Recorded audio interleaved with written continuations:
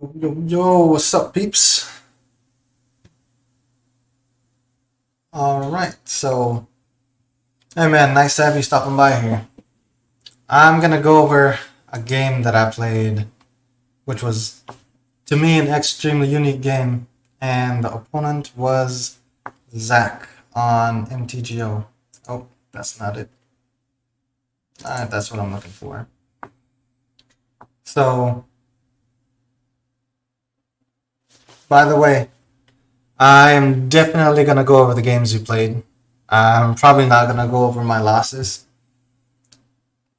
The main reason for that is because you were an extremely great Death and Taxes player.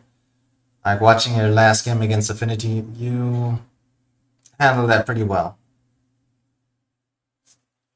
Also, probably the last part of your game ended up on my stream because I was streaming while watching it. But yeah, I'm gonna go over this game. So, obviously, I play Tron Planeswalkers, but I've also gotten pretty decent at mulliganing. In this case, I'm going against an opponent named Zach, and obviously here I'm mulligan to 5, and I figured, there was no point in keeping going after this because the odds of me getting exactly what I needed were getting pretty slim, so I figured I'd just keep the card, and that way if I ended up getting turn 3 Tron, I'd be looking pretty good. Then after starting out seeing my opponent play a Tron land as well, I was definitely thinking that this was definitely going to be a difficult game. So, obviously, typical Tron plays here. Just play a Tron land and a expedition map, or in his case, a chromatic star after. But he missed his second land drop. And because he missed his second land drop, I figured, you know what? This is probably my chance to try to get ahead in this game. So, as usual, I'm just using cantrip to try to get the Tron as quick as possible. And just trying to assemble Tron here. So my opponent misses a land drop a couple times in a row. And I'm thinking now, okay, there's no way I lose this game. And I'm kind of going to go through this fast because my opponent definitely got mana screwed here. And I guess they were trying to gamble that they would be able to get Tron on land pretty quickly. And it did not pay off. So this first game, they definitely did not get Tron online. And that is why the game ended in a loss for them.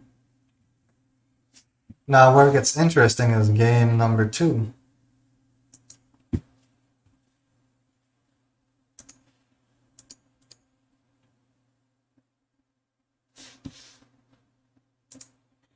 Alright, so this is game number 2 against my opponent Zach here on MTGO. And after seeing that they were playing, a Tron-based deck, I was thinking to myself, this is going to be something pretty interesting. Also, knowing that turn 3 Karn is a very real thing in Tron, I was making sure I kept a decent hand. In this case, 2 pieces of Tron and 2 Oath of Nisses. Like, I chose to put the Jace back because Jace is pretty irrelevant without doubling season. So I didn't want to keep it in hand and, know it's going to be a dead card. Also, when I played Oath here, I got no targets that I could put into my hand, which was very unfortunate. But it happens sometimes. So then I went ahead and played my tower, chromatic star. Now that way I can play my second Oath. Then when I saw my opponent get Tron on turn number 3, I was definitely thinking here I would be in for a world of hurt. So I didn't know if I should expect Karn here or what. So then my opponent played the Morph on the Boundless, and I was like super, I guess inquisitive at this point in time because I've never seen this played in Tron before. And what he named was Sliver as the creature type. If you all don't know what Morph on the Boundless does is, it says spells of the chosen type you cast cost 1 of every colored mana less to cast. And let's see. That effect reduces only the amount of colored mana you pay. And creatures of the chosen type get +1/+1. So, of course, you all can imagine this is something that I highly doubt anyone here has ever seen in, Tron before, so that was pretty exciting. And then my opponent followed up with a Cloud Shredder Sliver, giving creatures flying and haste, and like y'all can imagine, I definitely took 8 damage here.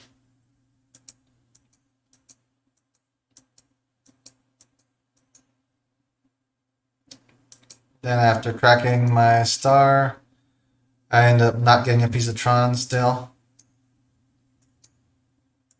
And I went ahead and played my oath to hopefully get that last piece of Tron, and it was a no-go. So I ended up playing the Blast Zone. Now, part of me was wishing here that I'll be able to get another turn. But I also kind of figured it was almost unlikely. Like if I drew any land, I would be able to cast Tamio here and tap 2 of his creatures. And then next turn be able to play Karn and go get my, let's see. Go get Ensnaring Bridge. That way I could stop the, huge creatures from attacking. But unfortunate for me, my opponent went ahead and casted the first Sliver. And then after casting the first Sliver, what this does is it makes all Sliver spells you cast have Cascade. In his case, he cascaded into a Sylvan Scrying to go get another land.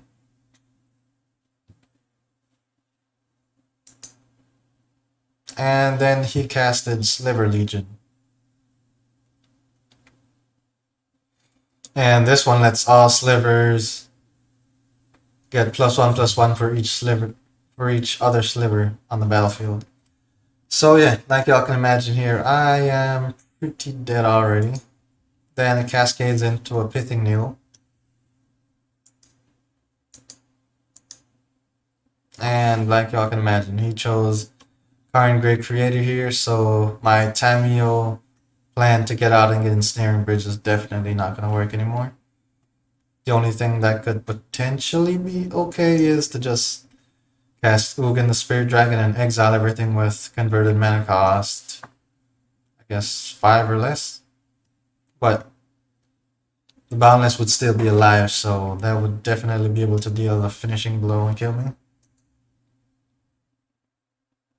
But at this point in time, I knew I was dead. So I went from 12 life here to -24. So my opponent was able to do, 36 points of damage to me on turn number 5. Which is pretty amazing. So when I saw that part, I said, okay, you know what? I'm no longer playing against just a test deck. And I think the only thing my opponent did not do correctly is mulligan. So because mulliganing was the only thing they didn't do right, this deck definitely had a lot of potential.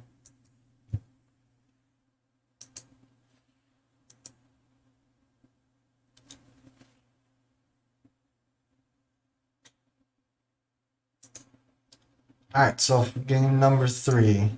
Yo, what's up, Crypt? Thanks for tuning in, man.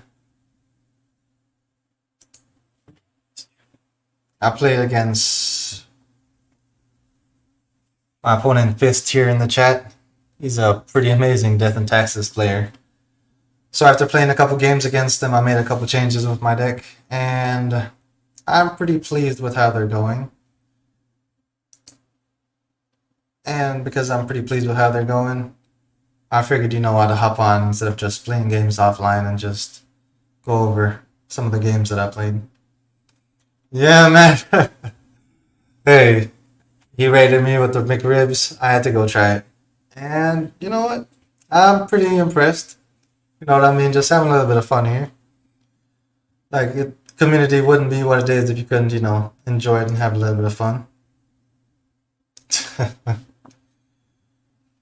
Alright, so let's get into this third game. By the way, how's your day going so far, Kurt?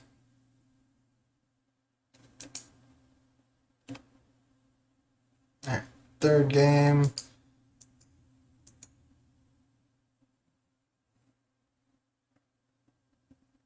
I don't know, man. The McRib is a thing by itself. I don't think you can find anything that's quite like the McRib anywhere else.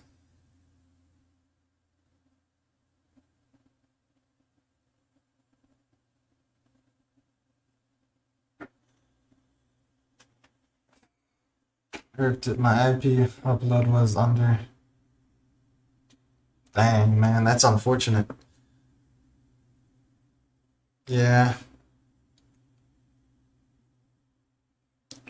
Do you know the next time that you're gonna be able to stream?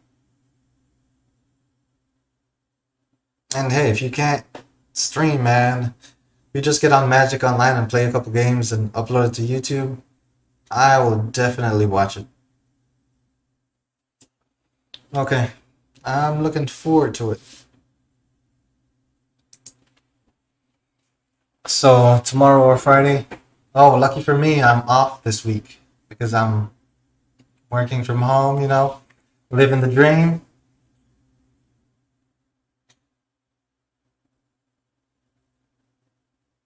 Hmm, that's very strange. Alright, so let's see here. I don't know, that's your download being super high and then the upload being so low. Hmm. Yeah, I think it was just the internet provider, but hopefully they fixed their issue. Yeah, hopefully, man. If you go live, I will definitely be there because there's still a lot of things I can learn from you, especially, you being a player from the crypt and all, playing one of the older versions of, I guess, Eldrazi Tron. Alright, so I'm gonna go ahead and go over this game real quick so I can start on the next one. Alright, so here I knew my opponent was playing Tron, I knew they were playing Slivers. They knew I was playing Tron and Planeswalkers. And let's see. So, obviously I keep this hand because I have two pieces of Tron and an Expedition map. So a turn 3 Tron is extremely realistic here. And I'm on the play, so, it gives me a little bit of an advantage. Also, I have a Chromatic Star here to follow up after getting Tron to getting a Sylvan Shrine casted to go get whatever land I deem fit at that point in time. I think here, whenever I fetched, my opponent was probably thinking that, oh no, please don't cast Karn on turn 3 again.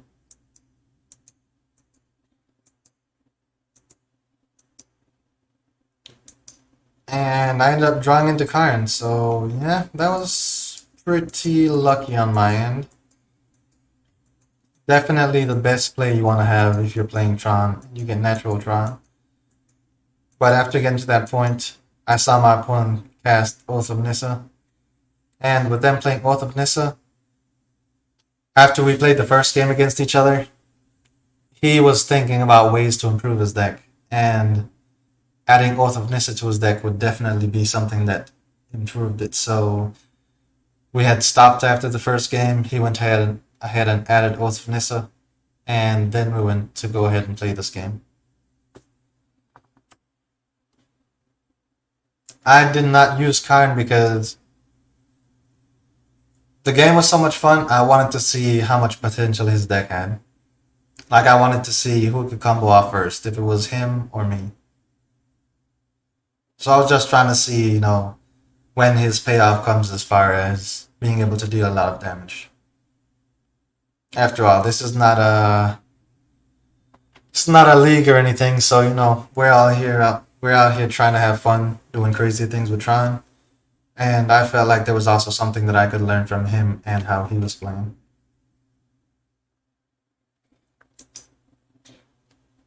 He said I'm like 10 miles ahead of this race. I think I've just had more time to brew my deck versus his. Also, I think I might just have a little bit more experience mulliganing with Tron, since it's really the only deck that I play. or the only deck that I enjoy playing, so I played a lot more than all the others. So obviously here, I'm just going through cantripping, trying to go find my doubling season or something. Ended up getting another Karn, so if this was a serious game, I would have used Karn at this point to exile a Tron land, which would have ultimately been able to stop my opponent. There, they casted a Pithing Needle just for practice, targeting Karn, of course. Now for me, I went ahead and casted Ugin the Spirit Dragon.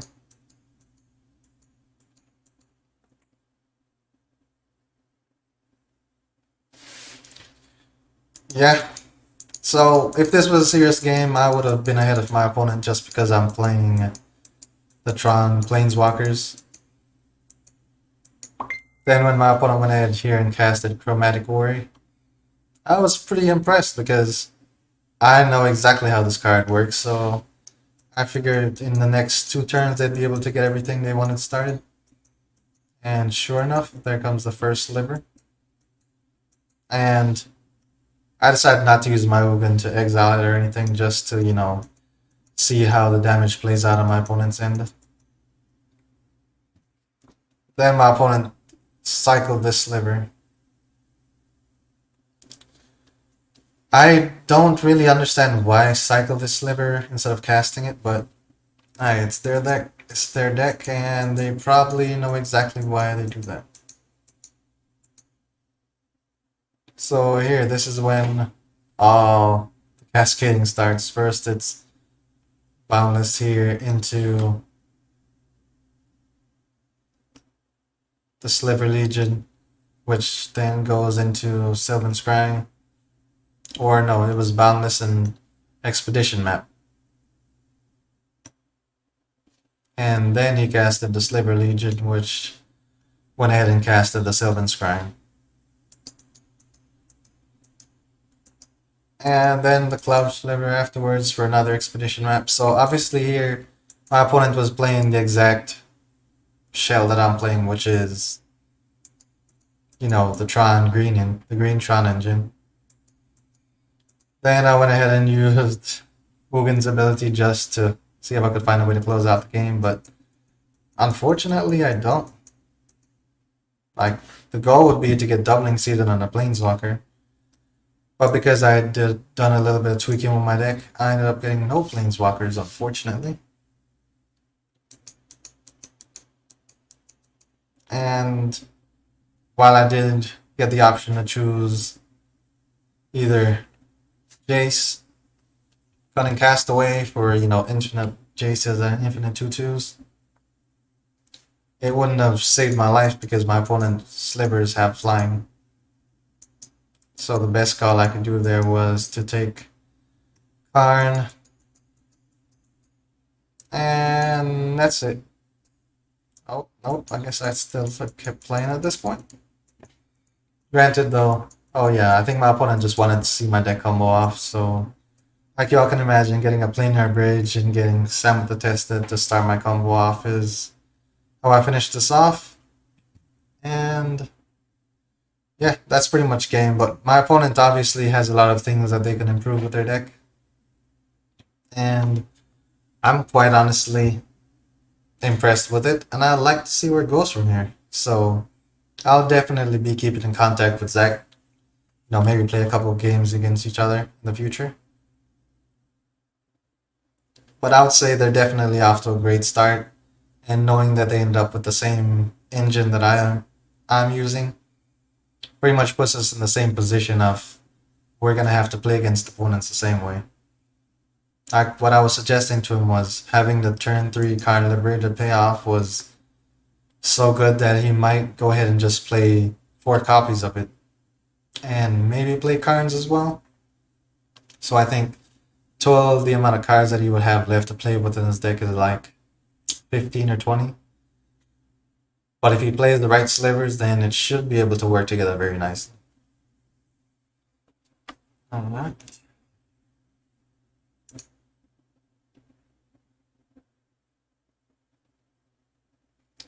Alright, let's get ready for the next game.